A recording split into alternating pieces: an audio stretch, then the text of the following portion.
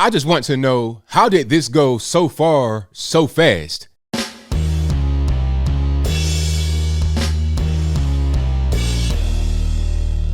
How's everybody doing? My name is Anthony Brian Logan, and today we got to talk about the absolute state of Australia.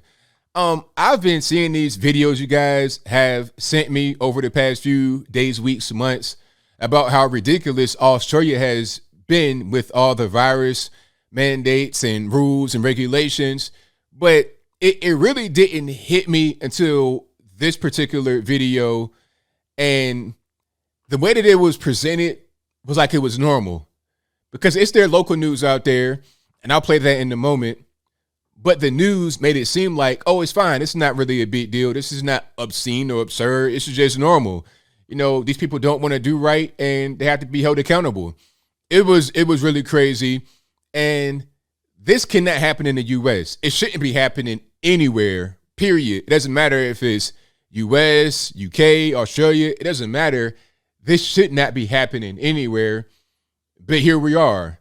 Now, there are a few reasons for it I'll get into in a moment, but first, let's watch this clip. In the clip, you're going to see some of the ridiculous ways Australia is trying to combat this virus, some of these lockdowns and restrictions, and just a total abandonment of personal freedom.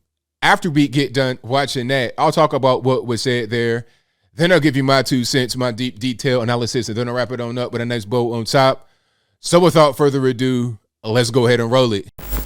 It's those doing the wrong thing driving our record case numbers. Among the most concerning cases, a COVID patient who's tonight on the run from a hotspot. Police and health authorities have issued an urgent appeal. Anthony Karam knows he is COVID positive when he steps into this public lift. Already breaking so many rules, he doesn't bother to cover his mouth as he sneezes and splutters. The 27-year-old is still infectious but has gone missing from his Wentworth Point apartment. A warrant now issued for his arrest. This 27-year-old chap, who apparently has expressed the view that he doesn't care less whether he spreads the virus, is one example of the worst of the worst. There's little sympathy for anyone ignoring the health orders, even this group of teenagers caught partying after dark at the bottom of the North Bondi Cliffs. Herded to higher ground by Polaire's spotlight and speaker, the 8 boys were placed in handcuffs and left to explain a $1,000 fine to mum. 681 penalty infringement notices issued in the last 24 hours. More than 400 of those notices were again for people being outside of their home without a reasonable excuse. Sideline Sharks player Josh Dugan denies lying to police when he was found a long way from Sydney. The 31-year-old stopped at 11:30 last night in Lithgow, where he allegedly told officers he was moving to the area and feeding animals before admitting to visiting a friend. He and a passenger turned back to Sydney, only to be pulled over a second time, travelling in the wrong direction. The NRL is investigating and criminal charges could be laid. It's getting harder and harder to hide if you're doing the wrong thing, especially in the construction industry. A crackdown following on from the recent shutdown. Workers sent home if their paperwork isn't in check. It is a struggle, but it's it's just what has to be done. Like, nobody likes telling people to go home. They've all got families to feed. Our cameras rolling on another random blitz in Marsden Park. Authorising me under the Public Health Act. Inspectors have asked these tradesmen to show proof of their QR check-in as well as identification and vaccination records. One of the men here is from Campsie and he doesn't have his documentation, so he's being sent home. He may lose a chunk of his pay too if officers follow through with a fine. Tiffany Genders, 9 News. All right, so you saw that, you heard that. Now, what in the world's going on here, Australia? I mean, do you have freedom at all? What are you really? Are you Australia or are you North Korea? Some are going to try to compare Australia to Germany during World War II under the guy with the funny mustache. You know what I'm talking about. I probably can't say his name because we're on YouTube. They want to flag me for saying a historical figure's name, but different story. I digress. The whole point is that some are going to try to compare Australia to World War II Germany time. And that's a fair comparison because of, the papers, please type mentality. That's a fair comparison. But I'd take it one step further and say you're at the point of North Korea, Castro, Cuba, where you can't even escape. I mean, the one guy, they had his picture, his name and everything, mugshot on the news, talking about where is he at? We can't find him. You can't find him. What did he do? He was in an elevator by himself and was sneezing. This is why I think some people see this coming. This is why some people, when they sneeze, they kind of want to sneeze in the closet so nobody sees them. Or say, I got allergies. It's not the virus, because they're so afraid of what people are going to think about them. They're so afraid of any kind of retaliation coming against them for sneezing. The man was in the elevator sneezing, and the officer's talking about, well, he didn't care about anybody. He didn't have on the mask. Sir, there was nobody around him. He was by himself. What's the problem? And you're trying to find this guy? Why does it matter where he's at? He was in the elevator sneezing. So are we at the point now, if you live in Australia and you sneeze with no mask on, that means you need to turn yourself into the authorities and you might go to the penitentiary? Big rocks, little rocks? If it's going to be a fine or something small like that, why try to track him down? You understand? Like, if it's the equivalent of a speeding ticket, just mail the ticket to their house. You know who the guy is. You know where he lives. Mail him the ticket and he'll pay it, and that's it. Why do you need to find him? What's the whole purpose? And then they were tracking one guy talking about, he's too far away from his home in Sydney, and he's in this particular place, and he shouldn't have been there. And then he went somewhere else. He shouldn't have been there. So, the obvious question here is, can you even escape Australia?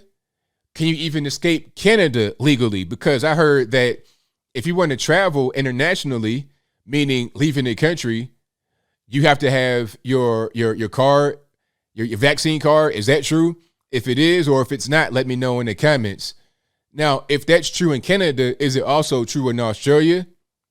Why can't I leave? I don't want to be here anymore. I don't like living here. Or you know what? I just want to move, right? I'm a human being. If right now today I say, you know what? I want to move, I have the freedom to do so. Now, whether another country will take me, that's up to them. I can't impose upon another country to accept me. But if I want to move somewhere within my country, then I should be able to do that. Okay, I've not been arrested. I've not been locked up. I'm not on probation or parole, something like that, where I can't leave my state. That's different. I'm not under conditional release. I'm a free person. I don't do drugs. I don't do crime. I don't harass anybody. I'm on the elevator sneezing, or I'm in my car driving. That's somehow an offense. Now, some may take this as an anti-police video. It's not even about anti-police, because police are people. And a lot of people in Australia, in the US, UK, Canada, all over the world, a lot of people, but not all, support this kind of stuff. They support the contact tracing, mandatory masking. I saw Melissa Joan Hart. Remember her? Clarissa Explains It All. I believe that was her. If I'm wrong, let me know. But she has caught the virus with a so-called breakthrough case. And can we stop calling it that? Can we stop that? Because the CDC says the vaccine cannot stop the spread. It can't. So you can catch it and spread it with the shot. What did they say? It only can help you with reduced symptoms. That's it. And I'm not sure how real that is, because I just saw Jesse Jackson and his wife got hospitalized with the virus, and they both been vaccinated. So I'm not really sure how true that is, but I digress. To get back to it, Melissa Joan Hart said that she caught the virus, and she believes that it came from her kids who went to school with no mask on, and she was mad that there was no mandate. You see where I'm going? So how many people exist like that want the mandates, that want the lockdowns, that want the shutdowns, because it might just save one person, right? It might save grandma. Australia has 4 virus deaths per day, just 4 per day. In a country of 25 million. I think it's either 4 cases of deaths, but it's not, regardless of what, it's not that many. I'll place a graph on the screen before you. Not a whole lot of people. Okay, you're talking about in a single digit thousands that may die in a year in that rate. It's not a whole lot. You know, what, about like 2,000 or something like that? Is that a whole lot of people? How many die from the flu? How many die from heart attacks and kidney disease and cancer and alcoholism and cigarette smoking? I mean, this whole thing has gotten ridiculous, but you know what the culprit is? It's the fear. It's the fear, because if you see every day that if you get this thing, you're going to die, your grandma's going to die, let's forget about the recovery rate, 98, 99 or whatever for most people. If you are above 65, 94, let's forget about all that. Let's forget about how these masks don't work that well. Like Fauci said in the very beginning, it might block a droplet or two, but it won't give you this perfect protection you think that it does. Let's forget about all that and just say, if you catch this thing, you're going to die. And you repeat that over and over and over and over and over again, people might believe it. And here we are, where the authorities are being persuaded to do one thing. They may even believe the hysteria. Regular normals, they believe the same thing. And you have a police state where you can't do much. New Zealand, no better. They had one case, shut the whole country down. What are you doing to your citizenry when you put them under this police state? How are they going to be mentally? You worried about the virus deaths. How about suicides and alcoholism and things of that nature from being locked down without having committed a crime? Let's talk about that for a moment, rather than just doing these ridiculous knee-jerk things to try and contain this thing that probably can't really be contained. But I think I'll leave that right there for now. And what say you? How do you feel about the ridiculous measures? Well, I don't want to say ridiculous because I don't want to frame it for you. But how do you feel about the measures in Australia? Are they a good thing? Are they a bad thing? Whatever your thoughts on that are, let me know in the comments below. You guys know how I feel. I think these measures are totally ridiculous. There's no freedom here. And all for what? All for what? Are these measures even effective? I guess if you go the route of China and weld people in their houses, maybe they can't spread it because they are in the penitentiary. They're in their own home and they can't even leave. I guess that makes sense. But at a certain point, you got to leave. I mean, you can't just stay home forever. You got to be able to go out and eat, and you got to learn, and you got to live. If I didn't commit a crime, then don't lock me up. And some of these crimes or things that could be seen as crimes should not be crimes. It shouldn't be a crime for me to sneeze. To sneeze. It shouldn't be a crime for me to go on a drive in my own country. If I want to leave right here and just go to California for some reason, which I wouldn't, but if I wanted to do that in my car, then why should I not be able to do that? I'm not on probation or parole, never been arrested, never been locked up, never been accused of a crime. I'm not in any kind of legal situation at all, so why shouldn't I be able to leave? As I said, this is less Germany, World War II, and more North Korea right now, where you might get the ultimate penalty for trying to leave. But whatever your thoughts are, please let me know in the comments below.